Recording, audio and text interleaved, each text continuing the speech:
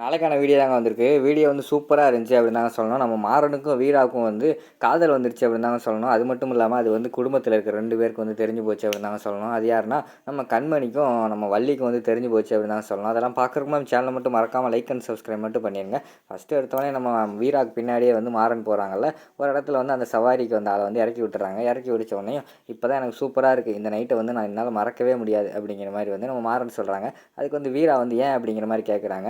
"இல்ல இன்னைக்கு நைட்டு குடிக்கல. அதுவும் இல்லாம நைட்டு ஃபுல்லா வந்து உன் கூட வந்து டைம் ஸ்பெண்ட் பண்ணியிருக்கேன்ல, அதான் நல்லாயிருக்கு. கிட்டத்தட்ட விடிய போகுது. நானும் வீட்டுக்கு கிளம்புறேன்." அப்படிங்கிற மாரி வந்து நம்ம மாறன் சொல்றாங்க.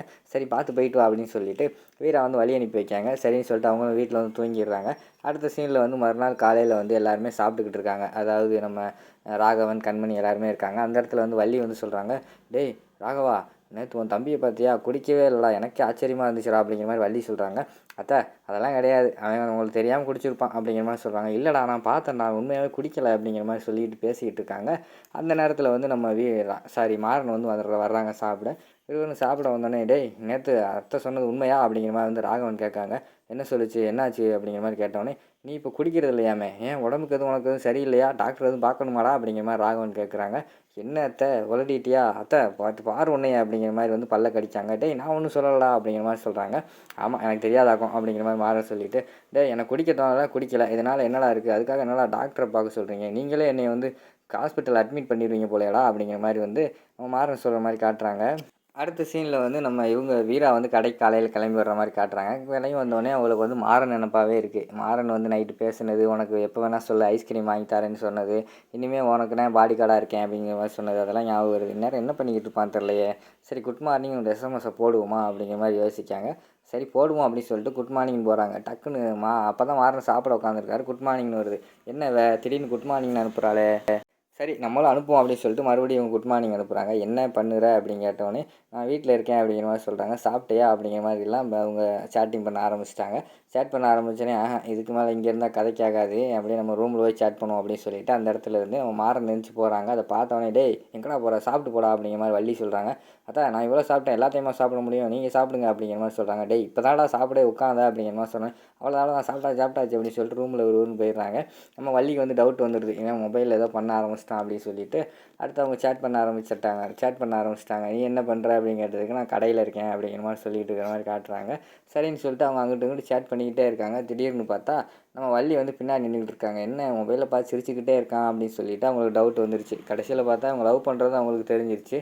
அதுக்கடுத்து வந்து டக்குன்னு அவங்களும் சேட்டை முடிக்காங்க. திரும்பி பார்த்தா டக்குன்னு பார்த்தா நம்ம இவங்க வள்ளி நின்றுக்கிட்டு இருக்காங்க. "அத்தா என்னத்த இங்கே வந்திருக்க?" அப்படிங்கிற மாதிரி கேட்காங்க. "ஏன்டா உன் ரூமுக்குள்ளே வரக்கூடாதாடா?" அப்படிங்கிற மாதிரி வந்து நம்ம வள்ளி கேட்குறாங்க. "இல்லை இப்படி ஒரு வயசு பையன் இருக்கிற ரூமுக்குள்ளே நீ வாட்டில் கதவை தட்டாமலாம் வந்துக்கிட்டு இருக்கியே அதான்." அப்படிங்கிற மாதிரி சொன்னோம். "டேய் பகல் பூரா நீ கதவை பப்பரப்பேன்னு திறந்து போட்டு தூங்கிட்டு இருப்பேன். நான் பாட்டில் வருவேன் போவேன். இப்போ என்னடா புதுசா?" அப்படிங்கிற மாதிரி சொன்னோன்னே, "இல்லை நான் பெரிய பையன் ஆகிட்டேன். நேற்று எனக்கு பிறந்த நாள். இன்னையிலேருந்து நான் பெரிய பையன். இனிமேல் வந்து என் ரூமுக்குள்ளே வந்து நீ வந்து கதவை தட்டிட்டு தான் வருவோம். மேனஸ் இல்லாமல் இப்படிலாம் பண்ணாத." அப்படிங்கிற மாதிரி சொன்னோன்னே, "டேய் என்னடா மேனஸ்ன்னு பேசுகிற? குடிக்க மாட்டேக்க, முகத்தெல்லாம் சிரிப்பு, செல்லை பார்த்துக்கிட்டே இருக்க. என்னடா லவ்வாடா சொல்கிறா?" அப்படிங்கிற மாதிரி கேட்காங்க. "அத்தை அதெல்லாம் இல்லை பேசாமல் இரு." அப்படிங்கிற மாதிரி சொல்கிறாங்க. "டேய் அத்தைக்கிட்ட நீ எதையுமே மறக்க மாட்டேன்னு சொல்லுவேடா. என்னடா சொல்ல மாட்டேக்க சொல்லுடா." அப்படிங்கிற மாதிரி சொன்னோன்னே சரின்னு சொல்லிட்டு மெதுவாக ஆமாங்க மண்டையாட்டுறாங்க. "டேய் யாரா அந்த பொண்ணு?" அப்படிங்கிற மாதிரி இவங்க கேட்டுக்கிட்டு இருக்காங்க. அந்த நேரத்தில் அங்கிட்டிருந்து கண்மணி வந்துடுறாங்க. அவங்க ஒட்டு கேட்க ஆரம்பிச்சிடுறாங்க. இவங்க வந்து, "ஏய் யாரா அந்த பொண்ணு யாரா அந்த பொண்ணு?" அப்படின்னு கேட்டுக்கிட்டு இருக்காங்க. அந்த பொண்ணு வந்து அது வந்து சொல்ல மாட்டேன் அப்படின்னு சொல்லிடுறாங்க. "டேய் சொல்ல மாட்டேன்னா அவங்க அப்பாட்ட சொல்ல போகிறேன் பாரு." அப்படிங்கிற மாதிரி சொல்கிறாங்க. "யார்கிட்ட வேணால் சொல்லு, நான் அந்த பொண்ணு யாருன்னு சொல்லவே மாட்டேன்." அப்படிங்கிற மாதிரி சொல்லிகிட்டு இருக்காங்க. "டேய் அந்த பொண்ணு எப்படி இருப்பான்னு சொல்கிறா? கலராக இருப்பாளா? படித்த பிள்ளையா? எப்படிடா இருப்பா? அதே சொல்கிறா." அப்படிங்கிற மாதிரி சொன்னோன்னே, "அது இந்த வீட்டுக்கு தானே வருவா, அப்போ பார்த்துக்கோ." அப்படிங்கிற மாதிரி சொல்கிறாங்க. "டேய் சொல்கிறா யாருன்னு சொல்கிறா?" அப்படிங்கிற மாதிரி சொல்கிறாங்க. "அத்தை விடு அத்தை, விளக்கேற்ற வருவாள, அப்போ நீ பார்த்துக்கோ." அப்படிங்கிற மாதிரி சொல்கிறாங்க.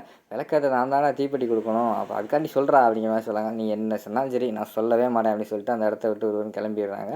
அடுத்து வந்து கண்மணி யோசிச்சுக்கிட்டே இருக்காங்க. யார் அந்த பொண்ணாக இருக்கும்? இவன் வேறு லவ் பண்ணுறேன்னு சொல்கிறானே, நம்ம லவ்வை கெடுத்து விட்டு அவன் சந்தோஷமாக லவ் பண்ணுறானா? அவன் சந்தோஷமாக இருக்கவே கூடாது. லவ்வை கெடுத்து விடணும் ஃபஸ்ட். அந்த யாருன்னு அந்த பொண்ணு தெரிஞ்சால் தான் நம்ம வேலையை ஆரம்பிக்க முடியும் அப்படின்னு சொல்லிட்டு நம்ம மாறன் வந்து வேலைக்கு போன பிறகு அவங்க ரூமில் போய் தேட ஆரம்பிச்சிடுறாங்க. ஏதாவது குழு கிடைக்குதா, ஃபோட்டோ எப்படியாவது கிடைக்குதான்னு சொல்லிட்டு தேடிக்கிட்டு இருக்காங்க.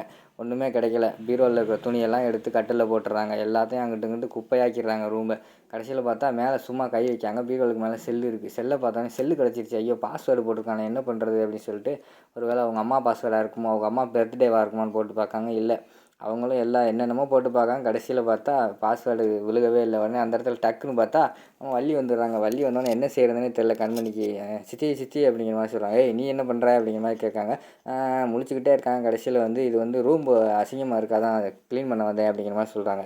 நீ க்ளீன் பண்ண வரைக்கெல்லாம் போதும், உன் ரூமே நீ பார்த்துக்கோ, இங்கே நான் பார்த்துக்கிறேன் அப்படிங்கிற மாதிரி சொல்கிறாங்க.